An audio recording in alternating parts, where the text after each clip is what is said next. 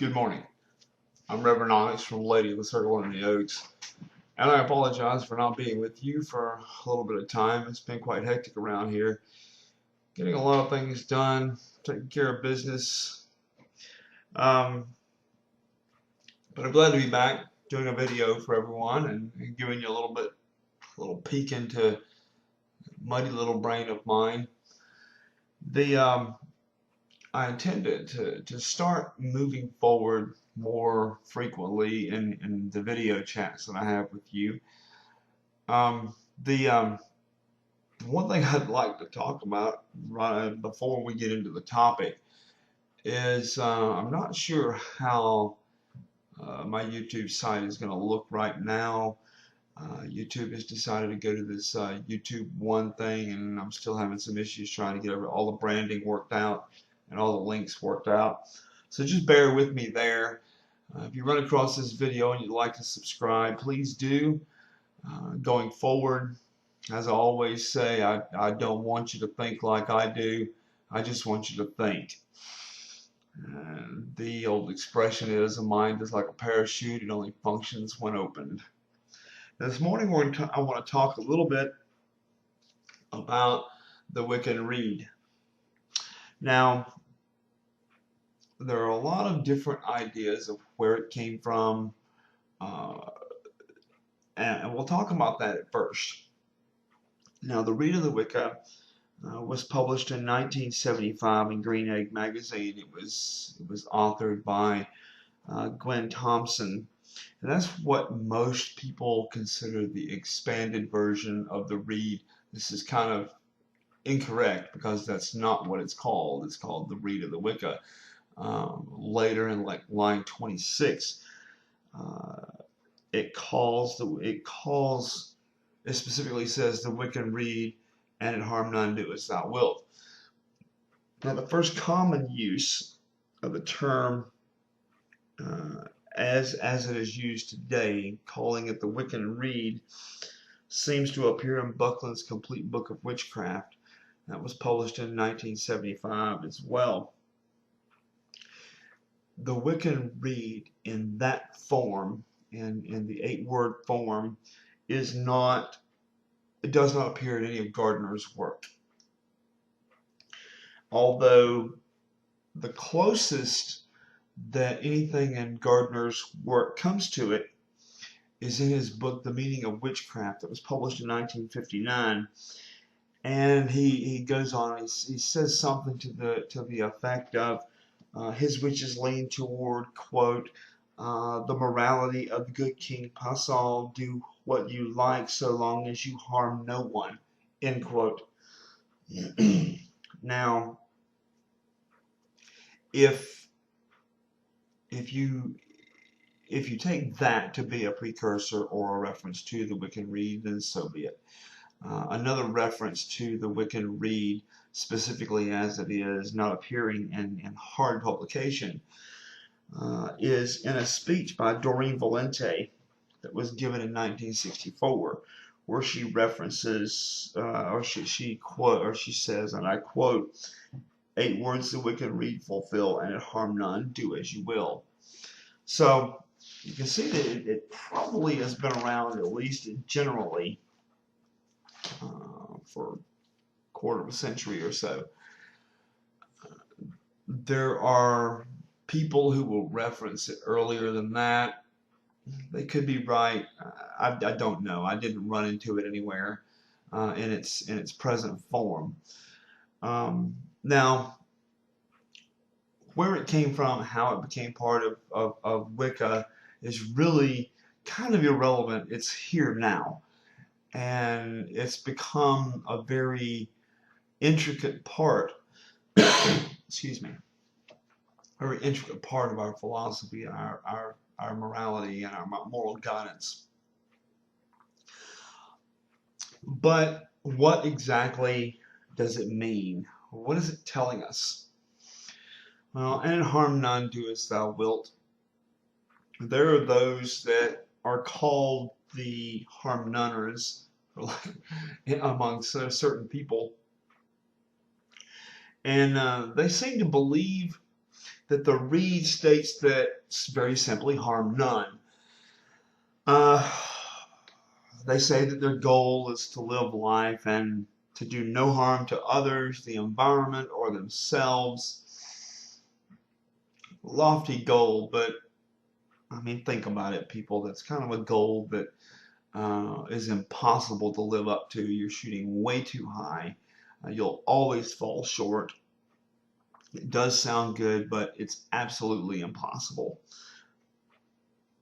I mean, all the way down to, like, if you breathe, you're doing harm to the microbes that are in the air that come in contact with your lungs.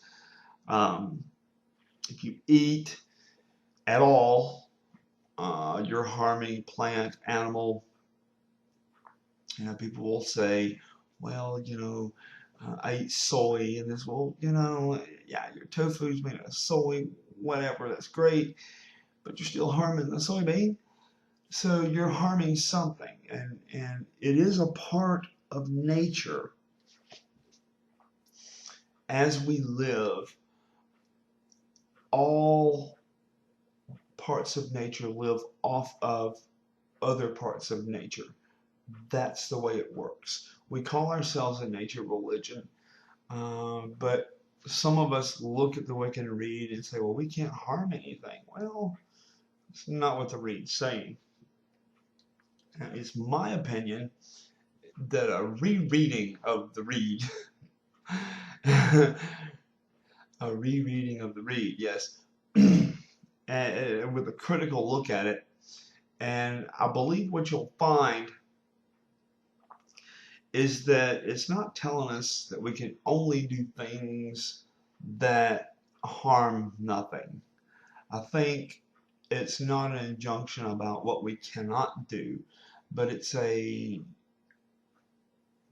way of looking at things so that we focus on doing things freely that don't harm anything.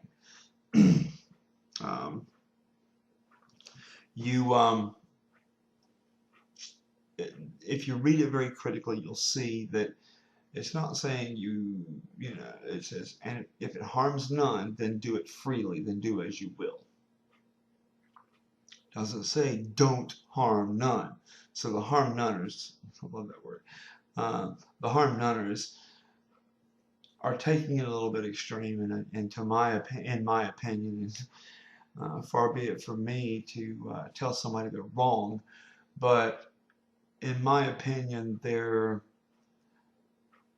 not looking at it from a very adult, that's not the right way to put it, but the words fail me right now. They're not looking at it from a very evolved point of view.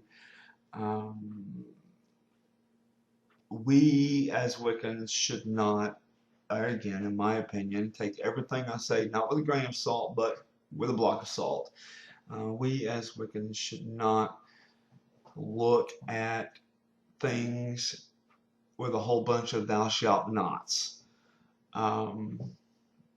I believe that those who are still looking for a list of thou shalt nots are stuck in a frame of reference that's not completely what I would consider to be free thought. We don't need rules telling us what we cannot do. Advice on what we can do freely? Absolutely. As we go forward, we look at it and say, well, okay, if it harms none, then we can freely act without any concern. If it does harm, then we have to be accepting. We have to be ready to accept the consequences of our choice, of our action or inaction, because there again, choosing to do nothing is still a choice. So I'd like to share with you one other thing that I run across in my research, and I can't pinpoint exactly where it comes from. I run across it in a document that I was reading, and I'll quote. I apologize that I can't I can't cite the exact reference of where this originated, but it bears a lot of thought on the interpretation of the reed. So if you'll pardon me, I'll read this so that I get it correctly. Okay, and I quote, "You are aware of your thoughts and actions, so know your will. A thing deeper than want. Animals want. Things that think, that are completely sentient on the human or higher level, have will, intention, and desire, based on knowledge of the self. Everyone who can know their will can do their will, act within their intention, desire and knowledge of self to achieve an end. Wiccans, however, are obliged to attempt to live in a manner that works with their faith. Their will is limited by choice. They may do freely, as their will dictates, only those things that harm none. They are limited in doing those things that can cause harm by the dictates of their faith. Those dictates are not stated in the Rede. Those dictates are given elsewhere in their faith. The Wiccan Rede speaks only to those things which they can do willy-nilly, to their heart's content, without even having a spare thought for their faith. Those things in the category of that which harms none." End quote. Now, I believe this illustrates kind of what I'm saying in a way too. Now, we talk about two things that are in conjunction when we talk about our ethical or moral guidance. We talk about the Wiccan Rede, and we talk about the law threefold, the threefold return, the karmic retribution law, whatever you happen to term it. The idea that what you send out comes back a multiple of times, usually said to be 3, although I believe that to be more of a symbolic reference than an exact. And my thoughts on karma, it's not a karma will get you type thing. It's a reference to drawing you back to a situation where you will learn. And I go into that a little bit, but I'll discuss my thoughts on karma more in depth at another time. But just understand that it's not, in my opinion, it's not the whole goddess will smite you if you do this. It's not all about all that. But we'll talk about that later in another video.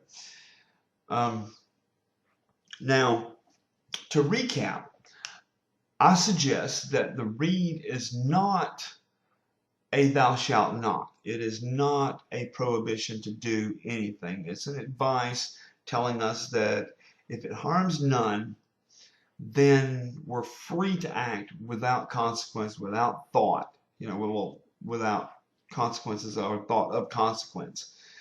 If it does harm, or if it has the potential to cause harm, then we are bound to the repercussions of that harm within the bounds of the law of threefold return, or within the bounds of karma. So fret not. You can breathe. Don't worry about it. Yeah, you're harming the microbes, but that's a part of life. You can eat. Fret not. I don't think the soybeans are going to mind too much. It's a part of life. It's a part of living. It's a part of the cycle. It's a part of the circle of life. Life feeds on life. And there again, at the end of our life, something will feed on us. At least as far as our physical life is concerned. So,